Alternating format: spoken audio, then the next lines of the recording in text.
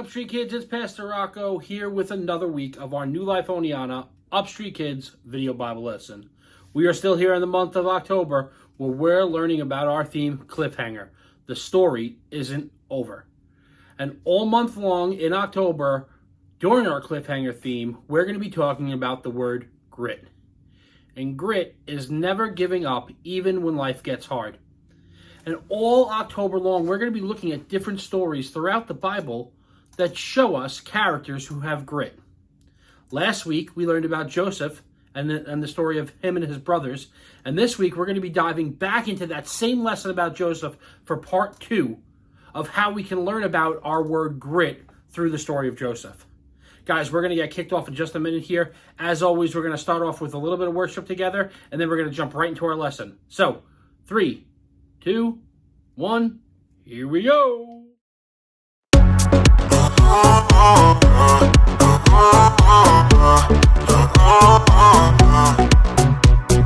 Everything keeps telling me to quit and not go where I'm going.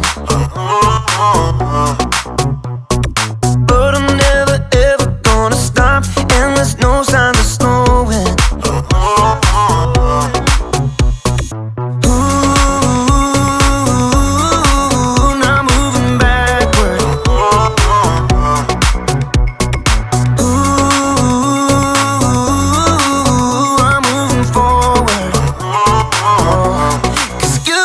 The power to never give up. You give me your power when it's more than enough. I made my decision, quitting's not an option.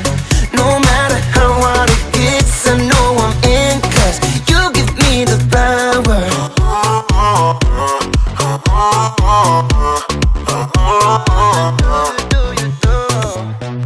I'm committed to your plan, so I'll follow all of my days. Every day you give me strength to follow after your way. 'Cause you give me the power to never give up. You give me your power and it's more than enough. I made my decision, quitting's not an option. No matter how hard it gets, I know I'm in, 'cause you give me the power. Yeah, you give me the power.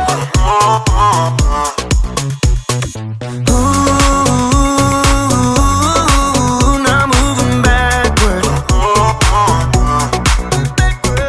Ooh, I'm moving forward. 'Cause you give me the power to never give up.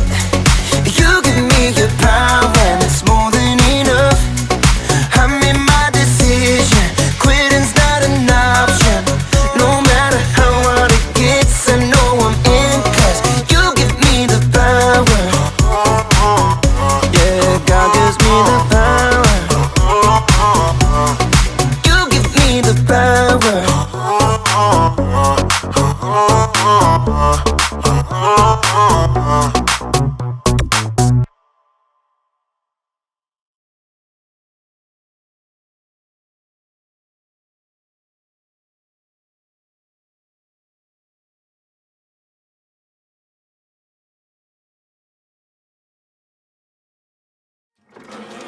Welcome to Story Lab. This week we're talking about grit while we take a look at the story of someone whose life went from bad to good. That's enough to make your head spin. Oh, and there's this. Here goes.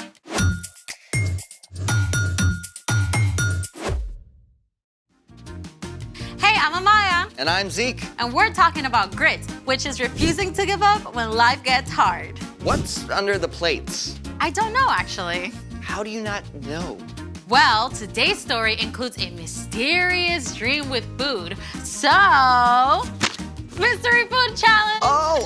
This is great. Those plates could be filled with all sorts of awesome, weird flavored gummies.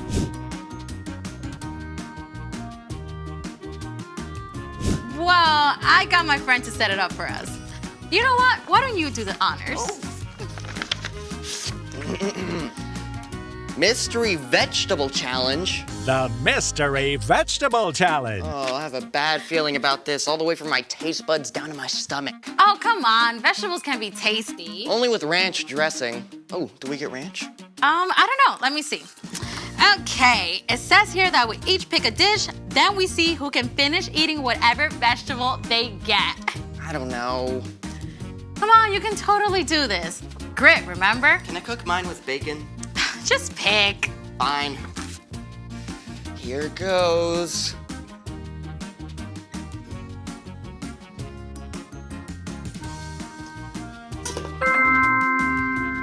Ooh, that's a lot of carrots. Yeah, I'm definitely gonna beat you.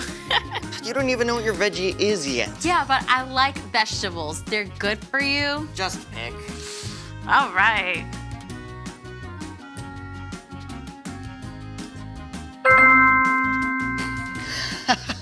Yum. Yum. Oh, this is great. Let's go. You like vegetables, right? Yeah. On your marks. Get set. Go!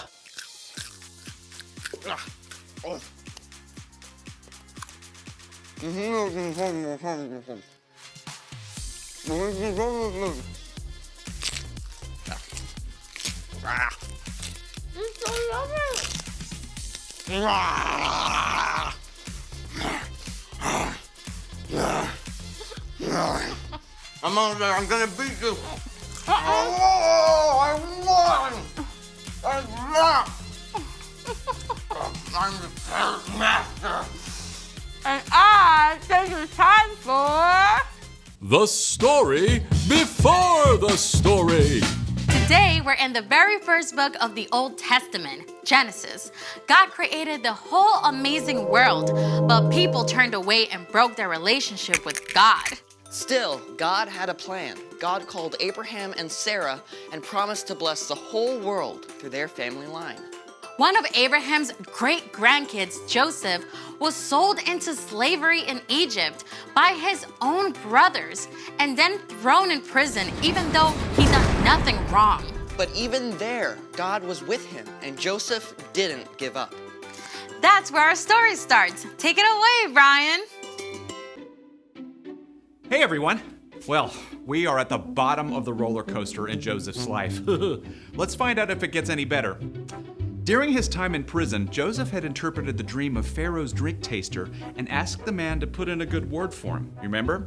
But the drink taster forgot until 2 years later when Pharaoh called his advisors together. I had 2 dreams last night. Who can tell me what they mean? No one could help Pharaoh until the drink taster, finally remembered Joseph. Pharaoh called for Joseph at once. Now, it must have been a serious shock to be pulled out of prison after so many years and marched straight into the palace.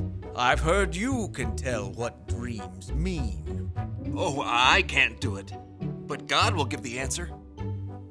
I saw 7 fat cows come out of the river, but then 7 thin, ugly cows came up after and ate the fat cows.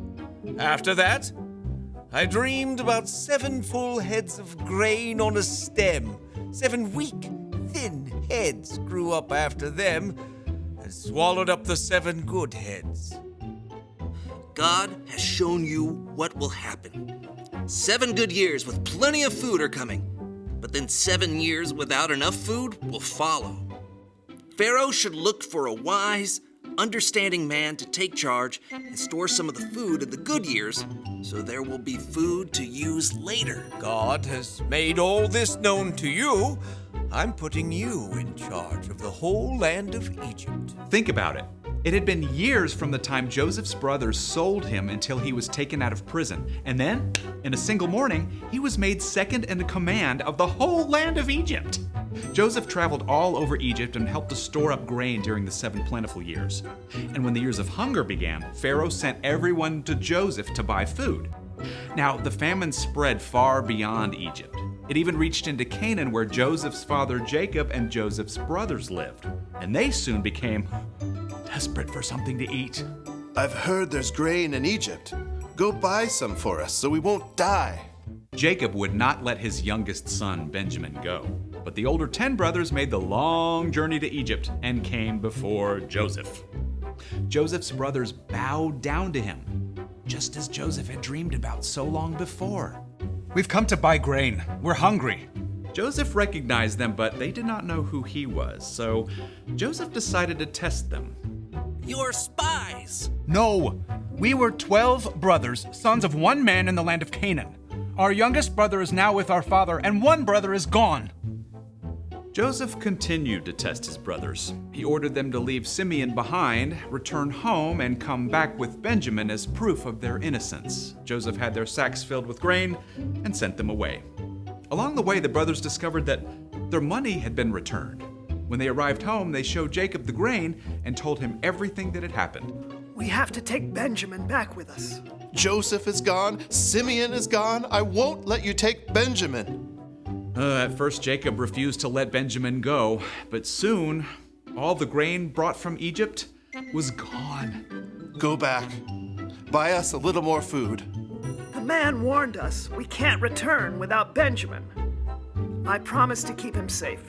All right, but take gifts along. Take twice the money. May God cause this man to show you mercy.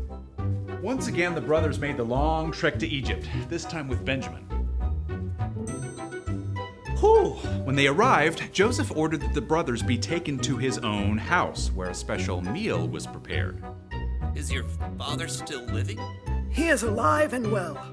When Joseph heard that his father was still alive and saw his younger brother Benjamin, he was so moved, he left the room and wept. Then a short time later, at last, Joseph told his brothers who he was. I am your brother Joseph, the one you sold into Egypt.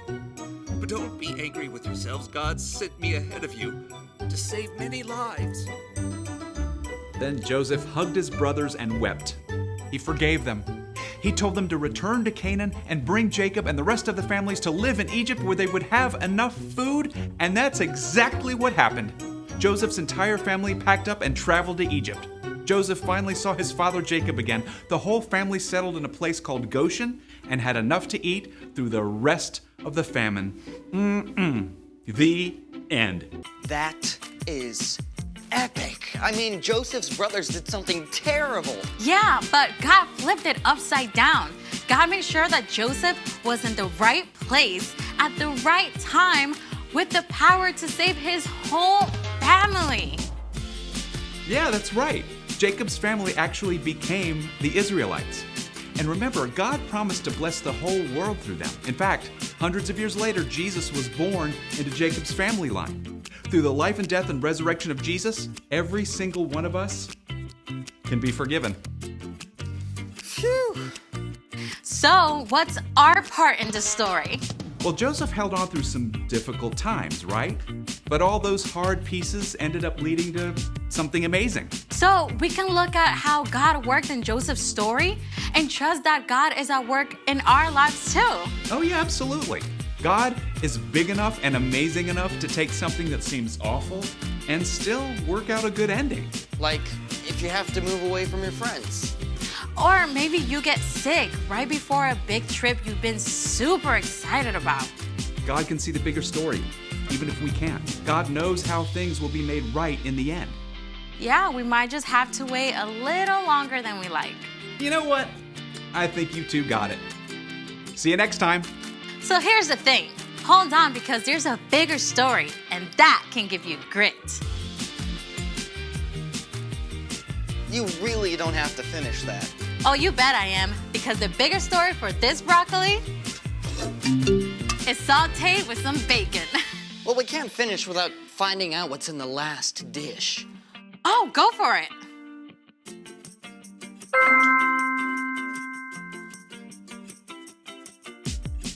Seriously? Don't worry.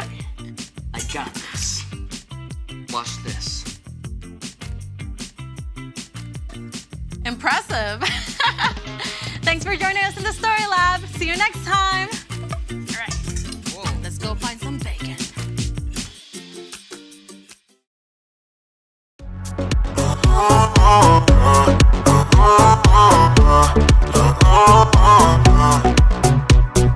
Everything keeps turning.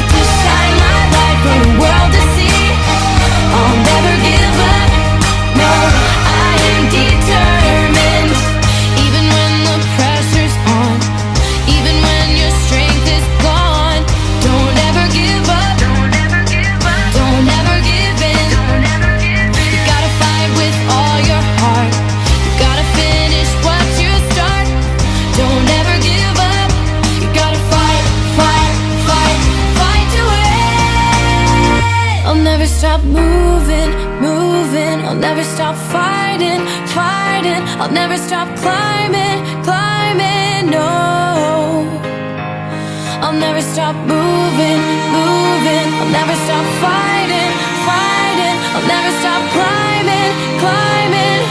'Cause I've got a long way to go. I'm gonna fight like you wouldn't believe. I'll shine my light for the world to see. I'll never give up. No, I am determined to fight like you wouldn't believe. To shine my light for the world to see. I'll never give up. No, I am determined. I'm gonna fight like you wouldn't believe. I'll shine my light for the world to see. I'll never give up. No, I am determined to fight like you wouldn't believe. To shine my light for the world to see. I'll never give up. No, I am determined. Stop moving, moving. I'll never stop fighting, fighting. I'll never stop climbing, climbing. No, I am determined. Stop moving, moving. I'll never stop fighting, fighting. I'll never stop climbing, climbing. No, I am determined.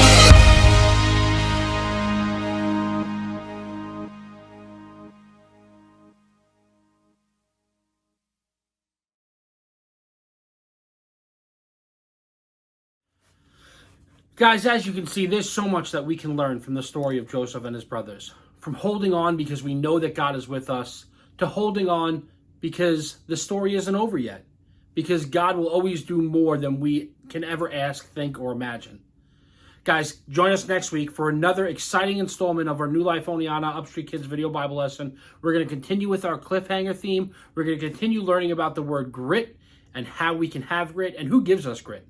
All right? So please make sure you're here with us next week. Same time, same channel. You guys have a great week. God bless. We love you.